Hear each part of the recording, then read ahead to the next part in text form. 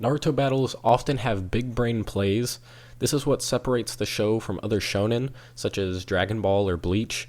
I would go so far as to say that the strategy within the fights is what makes the show stand out and why a lot of people didn't enjoy the end of the series, because there was hardly any big brain plays at all, other than some jokes or things that were badass but destroyed any logic within the show.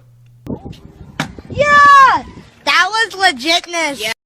Now, this is a bit of an interesting fight that hasn't ever really popped into my mind before when I was thinking of intelligent strategy in Naruto battles, but going over dozens and dozens of different fights while preparing this list, I saw that this fight showed Gaara in a different light that we haven't seen him in before, where he actually had to use his brain to fight, and it worked really well against an opponent that's extremely undervalued in terms of talent and power. Lee's drunken boxing, while not being immediately big brain, watching how it plays out in the fight is not only brilliant, but it's highly entertaining. Oh my god!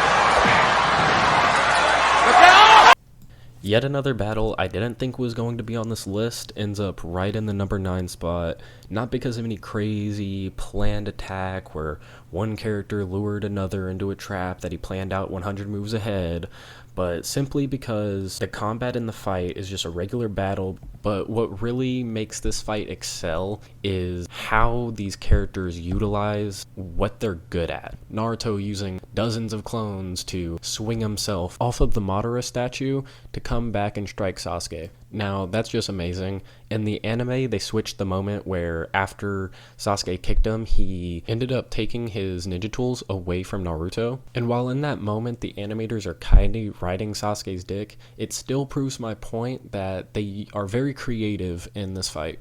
That's right! Get no scoops! Get no scoops! Now, this is a short fight, but it's basically all strategy. Kakashi immediately baits out jutsu to understand the Deva path, then immediately devises a plan to attack him, and executes it really well. If the Asura path wasn't there, Kakashi would have just murked the Deva path. Even after the fight is over, Kakashi still is being big brain. He ends up faking his death so that he could relay information to the Hokage.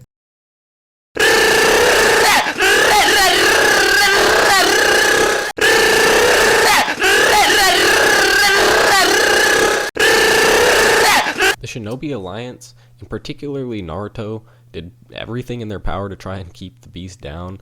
The fight starts when everybody shows up, and they immediately attack the Ten Tails, blinding it using wind style mixed with chakra beetles to bypass the Sharingan. Then they wall off all sides of the Ten Tails by basically putting them into a pit that they pour concrete into. Of course the Ten Tails gets out, because, you know, it's the Ten Tails. He ends up coming out looking like this, which is hilarious, by the way. And then he just straight up murks their HQ. Absolute decimating power, then ends up using all of the needles to wipe out half the Shinobi Alliance, including Neji, which is kind of unnecessary, because why would you protect Naruto from something impaling him? He's been stabbed multiple times and lived. He has a regeneration factor. Got him! Got him! No, no, no, no.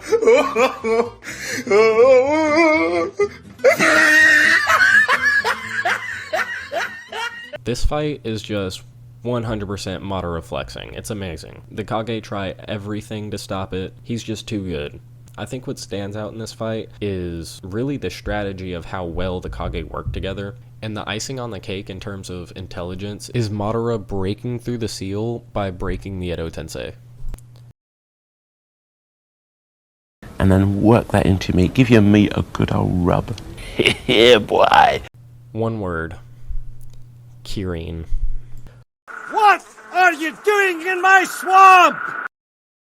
Reverse summonings, using the sword to test the waters, but it turns out it was also used for extra distance to fake out having a smaller engage range than is shown to, and adopted therefore by Deidara, on top of the epicness that is the clay dragon in the sky while there are mines in the ground. This is such an awesome fight, and the badass factor is purely and solely created by the creativity and intelligence displayed in the fight throughout both parties' actions and jutsu.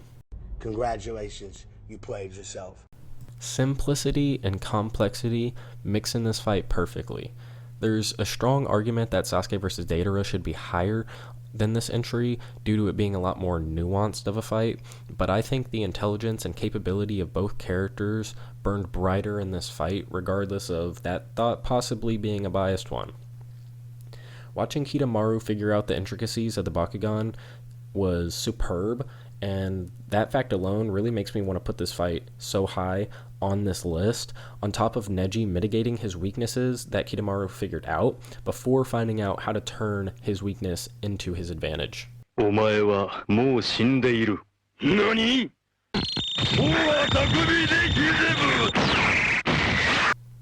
Naruto is a genius fighter, okay?